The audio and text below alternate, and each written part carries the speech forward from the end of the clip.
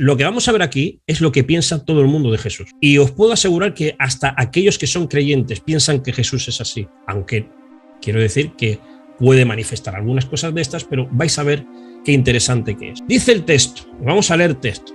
Jesús lleno del Espíritu, estamos leyendo la versión Reina Valera de 1960, a mí me parece muy interesante leer esta hoy, así que vamos a leerla. Jesús lleno del Espíritu Santo volvió al Jordán y fue llevado por el Espíritu al desierto por 40 días.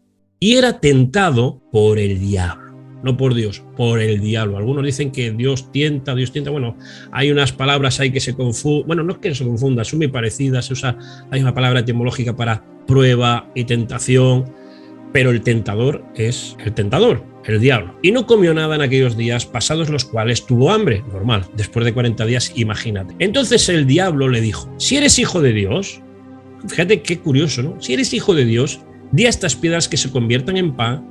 Y Jesús respondiéndole, y dice, y le llevó el diablo a un alto monte y le mostró en un momento, es como un flash, le mostró en un momento todos los reinos de la tierra, Y le dijo el diablo, a ti te daré esta potestad. ¿El qué? Los reinos de la tierra y la gloria de ellos, porque a mí me ha sido entregada y a quien quiero yo la doy, la doy.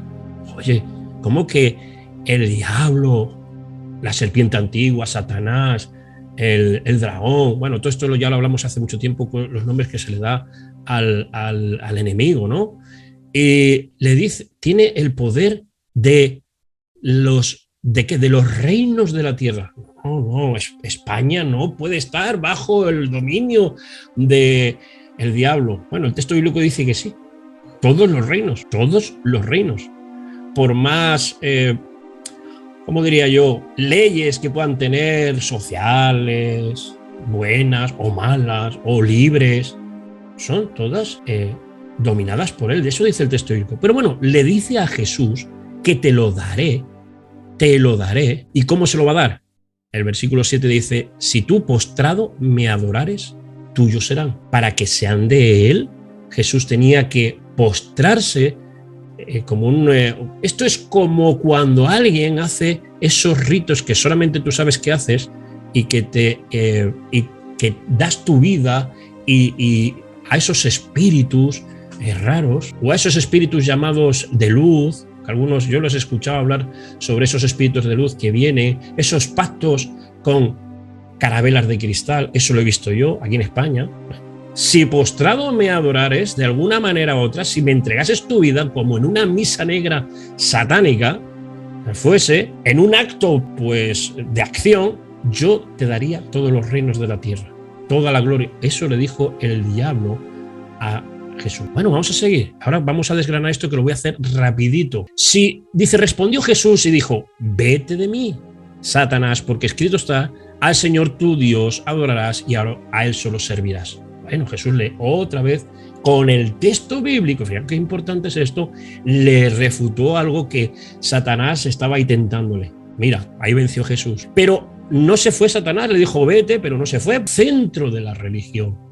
Y le dijo, si eres hijo de Dios, échate de aquí a abajo, o sea, tírate. Y ahora mira lo que dice Satanás. Esto es muy curioso, porque escrito está, Satanás usa el texto bíblico para engañar a Jesús. ¿Cuántas veces vemos personas que usan el texto bíblico para engañarnos? Pero vamos al contexto de esto. Escrito está, a sus ángeles mandará cerca de ti y te guardarán, y en las manos te sostendrán para que no tropieces con tu pie en piedra. Le soltó un salmo, que ese salmo está en el Salmo 93. Está ese texto, ¿no? Habla de morar en el abrigo del Altísimo, es un salmo. Pero Satanás le habla a través de la palabra, o sea, le dice que échate, o sea, estás en el templo, te va a ver todos los religiosos, bueno, échate, va a ser un acto milagroso que Dios lo dice ahí, que no te va a dejar caer, te va a sostener, te va a mandar los ángeles. Y respondió Jesús, le dijo, dicho está, no tentarás al Señor tu Dios. Cuando el diablo hubo acabado toda tentación, no esas tres, toda tentación, esto es muy importante, se apartó de él por un tiempo, o sea, no siempre, se apartó por él de un tiempo. Y Jesús volvió en el poder del Espíritu a Galilea y se difundió su fama por toda la tierra de alrededor. Voy a pararme aquí. Os voy a dividir este capítulo de tres cosas que Dios no es y que muchos dicen. Primero, en el versículo 3, el diablo le dice, si eres hijo de Dios, di a estas piedras que se conviertan en pan. Mirad qué importante, ¿no? En pan. Muchos ven a Jesús, aunque Jesús hacía muchas veces, es como tener una lámpara de Aladino y que dentro está Jesús. Y cuando yo tengo un problema, ese es el Jesús social, lo hacemos así. Y no solamente aquellos que se llaman cristianos, que no estoy hablando de ese contexto, sino tú, que no conoces a Jesús. Tú que te acercas al contexto histórico de la Biblia para hablar de una cosa a otra. A veces, cuando truena nos acordamos de Dios, dice algunos, ¿no? Entonces, nos acercamos a Jesús cuando tenemos un problema muy grande, quiero que me ayudes y haces así y frotas al Jesús social, y sale como un Aladino, ¿no? Tú crees que es como un Aladino y ¡pum! Dime cuál es el deseo de tu corazón. Y tú dices, oh Jesucito de mi vida, no digas eres niño como yo. Ay, Jesucito, mira, yo es que no creo, pero si tú me... El Jesús social. Y Jesús no es un Jesús social solo, pero mucha gente tiene centrado, y no solamente aquellos que dicen cristianos, se acercan a Jesús por sus problemas que tiene y tal, bueno, sino que tú que te acercas, solamente te acercas al Eterno cuando solo tienes problemas. Tu Jesús que crees en Jesús cuando tienes problemas. Pero Jesús no vino a eso solo. Jesús no es el Jesús social. Pan, mantenimiento. Pero otra cosa que Jesús no fue, no es, ni es solamente. Dice que el diablo lo llevó después a la segunda tentación, esta que nos muestra aquí. Fíjate qué curioso que nos muestra 3 tentaciones. ¿Por qué no nos muestra el texto bíblico todas las tentaciones? Que fueron muchas. Nos muestra estas 3. Es como el mundo lo iba a ver. Así es como el mundo lo iba a ver. Y Satanás se encargó de querer atraer a esas 3 cosas que el mundo sabía que iba a ver a Jesús. La segunda tentación dice que lo subió a un monte alto y mostró en un momento, no hizo, mira, así como algunos dicen que usan este versículo, aquellos terraplanistas de la teoría de la tierra plana, que usan el texto bíblico para torcer, una eisegesis que hacen con el texto para decir que el texto dice que la tierra es plana y que es así, que es una conspiración. Bueno, no voy a meterme ahí, pero usan este texto, pero no, aquí dice en un momento. ¿Cómo puedes ver en un momento todos los reinos? No toda la geografía donde están los reinos, sino donde ves el poder de la tierra política. Satanás le tentó con el poder político. ¿Sabes? Muchos judíos y muchos de la época de Jesús y muchos de ahora esperan que metiendo a Jesús en la política, metiendo a Jesús o esperando al Mesías político, eso es lo que Jesús quería, meterse en la política, ser un populista. ¿Cuántas veces habéis escuchado Jesús era un revolucionario? Esa tentación, Jesús, sabiendo que el poder de los reinos de este mundo está bajo el poder de Satanás, eso dice el texto bíblico, no lo digo yo, sabiéndolo, Jesús dijo, no quiero eso, porque podía tenerlo Jesús, el poder político, el poder de hacer lo que, como algunos han dicho, ¿no? Es que Jesús es una figura de liderazgo para oprimir a las masas y para controlar a las masas. Los cristianos y aquellos que sigan a Jesús son personas que están controladas como unos hilos que salen de las marionetas políticas religiosas. Ay, Jesús dijo que Jesús no es un Jesús político. Punto número 2. Jesús no es un Jesús social, ni Jesús es un Jesús político. Y Satanás sabía que podría mostrarle el único poder que tenía, que es su ayuda a las naciones bajo el poder de Satanás. Porque dice el texto, dice, la gloria de ellos, a ti te daré esta potestad, la gloria de Dios, porque a mí me ha sido entregada. Que esto ya es porque Dios le dio poder a Satanás sobre las naciones. Porque toda autoridad está bajo Dios. Te guste o no te guste. Ahí está. Si postrado me adorares, serán tuyos, le dijo. Poder político. ¿Quién no quiere un poder político para dominar? Jesús no quiso eso porque él No vino a eso. Ni vino a ser un Jesús social, un Jesús de la lámpara de Aladino, ni vino a ser un revolucionario, un populista o cualquier otra cosa, porque Jesús no vino a eso. La tercera tentación. Satanás lo lleva al pináculo, a lo alto del templo, centro neurálgico del poder religioso. Ya no es el político, es el poder religioso de la ciudad, del judaísmo en este caso, el pináculo, el centro. Y le dice, como tentándole, haz un acto milagroso para que todo el mundo te vea, de que tú haces un milagro. Y haciéndolo en el templo, todo el mundo va a ver ese milagro especial. Y todos te van a señalar como el líder religioso, el líder religioso. ¿Cuántas personas han hecho obras milagrosas? Y yo no digo que no existan ni dejen de existir, y a través de eso han sido levantados en ministerios. No voy a meter más historias para que podáis entender. Pero no solamente eso, ¿cuántas personas hacen actos milagrosos a través de la brujería? Y al final la gente lo que ve, y hay mucha gente sigue a Jesús porque ven a un Jesús líder religioso. Es el líder de los cristianos en este sentido, es el creador del cristianismo, es el creador de la religión, del opio, como decían algunos políticos, ¿no? Es el opio de la gente, de las naciones, la religión, la religión, la religión. Pero Jesús eso lo rechazó. Jesús lo rechazó. Ser el elegido religioso por sus obras maravillosas. Muchos llegan a eso mostrando sus ministerios, sus milagros por sus obras y no mostrando las obras de arrepentimiento. 3 cosas que Jesús no vino a hacer. Por más que pienses que Jesucito es un Jesús solamente social para cuando a mí me duela la muela, un pie, o cuando no tenga que pagar el piso. Jesús dijo que no faltará el mantenimiento a nosotros, pero que busquemos primero el reino de Dios. Que todas las cosas, el mantenimiento, la comida, la bebida, el vestido, no nos faltará a aquellos que somos hijos de Dios. Eso lo dice el texto bíblico. Pero Dios hace obras de milagros, milagrosas, pues porque le da la real gana, porque algunos lo hacen y otros no. Porque si Jesús fuese un Jesús social solamente, un Jesús social, pues no haría lo que Jesús vino a hacer, que a esto vamos a. No vino a ser un líder de las naciones y dominar los reinos de la tierra. Lo que nos dice el texto bíblico es que en los tiempos llegará un momento que las naciones reconocerán a Jesús. Toda rodilla se postrará, toda.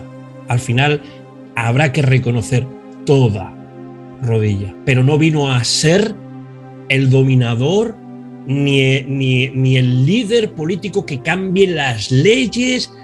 Eso no vino Jesús, no vino a ser un Jesús político, un Mesías político, no es un Jesús populista. Y aquí el tentador le quiso hacer ser esto, pero tampoco quiso ser un líder, un iluminado, como algunos dicen. Era un ser, ¿cómo me dijeron? Es un ser, Jesús fue un ser que era avanzado, era un ser que veía más allá, era un ser que había alcanzado un clímax espiritual. Pero Jesús no vino a ser un líder religioso. Mirad lo que dice el texto bíblico de a qué vino Jesús. Voy a leer 2 versículos solo y ahora abro la voz para todos. Dice Juan 15:26, Evangelio de Juan: pero cuando venga el Consolador, o sea, el Espíritu Santo es el Consolador que te consuela, a quien yo os enviaré del Padre, esto lo está diciendo Jesús, el Espíritu de verdad, el cual procede del Padre, esto no procede de otra cosa, dará testimonio acerca de mí.